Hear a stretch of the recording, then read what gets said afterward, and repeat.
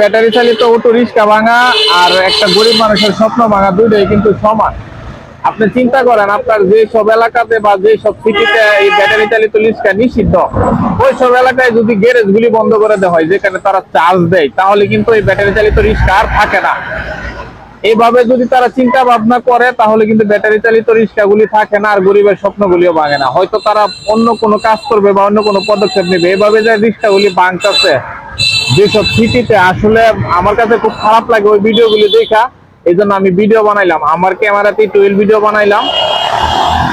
আমার কথা একটাই, আপনারা যদি এই রিক্সা তুলতে চান তাহলে আশেপাশের গ্যারেজ গুলি বন্ধ করে দেন, যেগুলি সিটির ভিতরে বা যেসব এলাকাটা নিষিদ্ধ এই ব্যাটারি চালিত রিক্সা, ওইসব এলাকার যে গ্যারেজ গুলি আছে যেখানে চার্জ দেয়, এগুলি আপনারা তুলে নেন। তাহলে দেখবেন অটোমেটিক এই রিক্সা গুলি আপনার যেসব এলাকাটা নিষেধ এইসব এলাকাটা আর যাবে না।